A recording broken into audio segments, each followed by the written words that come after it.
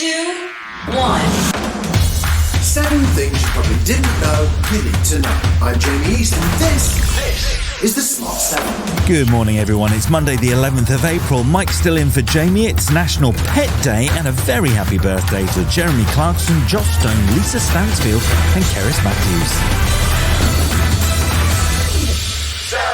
Russian forces continued the shelling of Ukraine across the weekend with attacks on the Luhansk and Dnipro regions, destroying an airport while shelling around Kyiv left 10 civilians dead, including a child.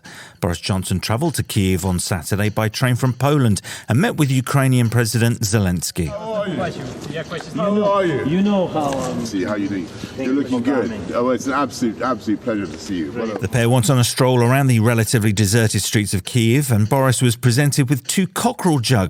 The cockerel has become a symbol of Ukrainian resistance after a photo of a bombed-out kitchen went viral where only the ornament was left standing. I'm not sure Boris has seen that meme. Is it for wine or for water?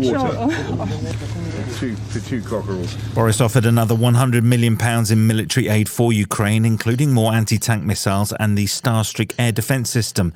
He praised the resilience and courage of the Ukrainian people. The Ukrainians have shown the courage of a lion, but you, Volodymyr, have given the roar of that lion. I thank you for what you've been able to do. I think your leadership has been extraordinary. Meanwhile, Vladimir Putin has appointed a new general to lead his special operation, Alexander Dvornikov, who had a reputation for brutality in Syria.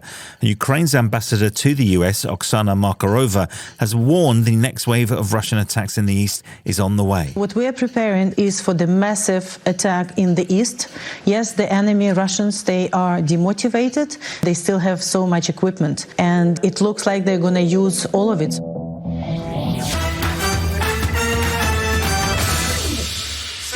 It was a difficult weekend for Chancellor Rishi Sunak as the row over his wife's non-dom tax status continued. It also emerged the Chancellor held an American green card up until October of last year, which entitled him to permanent residency in the US and made him liable for US taxes. Policing Minister Kit Malthouse says the green card is no big deal. This was a hangover from that time, and it actually added more complexity and more onerous obligations to him. And it certainly didn't impact on his tax position in the UK, where he was paying tax.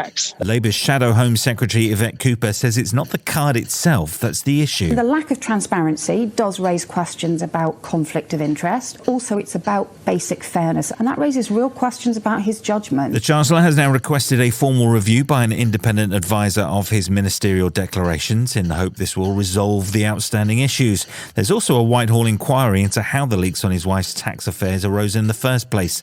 Kit Malthouse says he's still backing Rishi and doesn't see any long-term issue.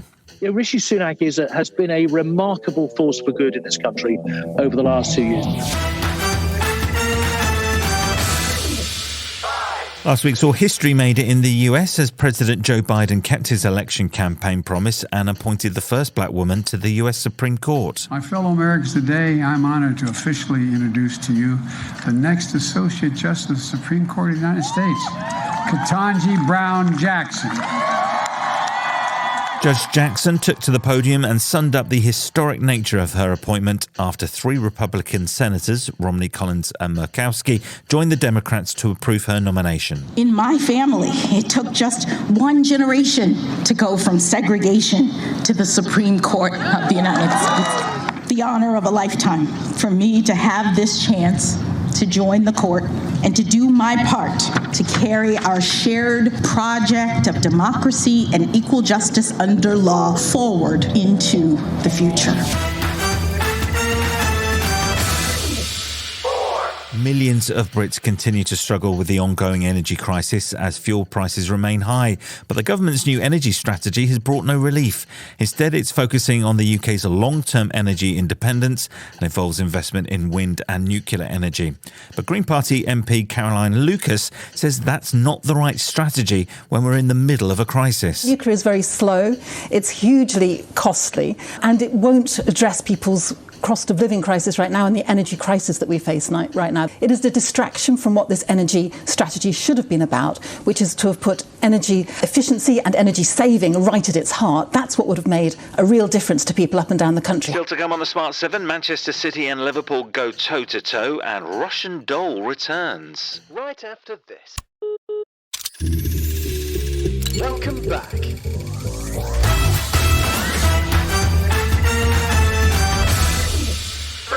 Sunday evening saw the US Masters golf wrap up. Tiger Woods wilted over the weekend. Rory McIlroy played the round of his life to finish second, but he couldn't catch leader Scottie Scheffler, who picked up the famous green jacket. Earlier, Premier League leaders Manchester City took on Liverpool at the Etihad. It was a cracking game that ended 2-2, which leaves Liverpool a point behind at the top of the table.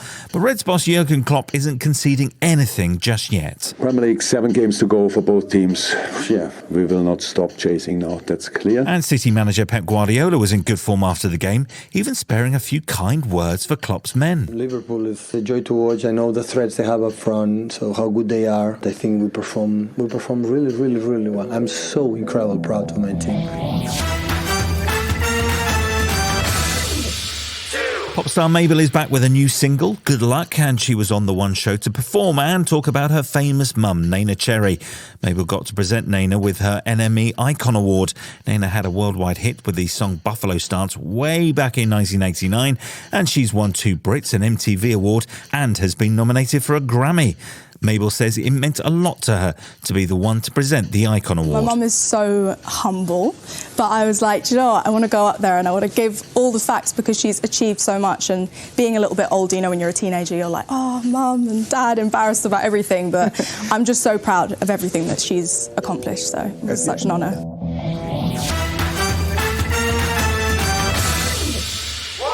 Russian Doll, starring Natasha Lyonne, is back for a second series. If you missed the original back in 2019, it's sort of a time-travelling comedy in which Natasha's character Nadia keeps having to die to find out what exactly killed her in the first place.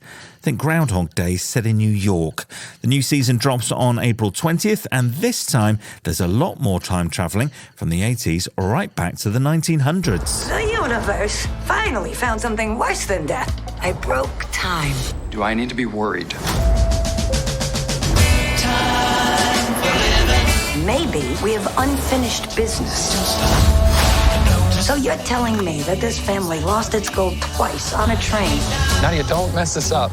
Maybe we're just supposed to, enjoy the ride. I'm still exploring my options. This has been The Smart 7. Wherever you're listening, do us a favour and hit the follow button. We'll be back tomorrow at 7 a.m.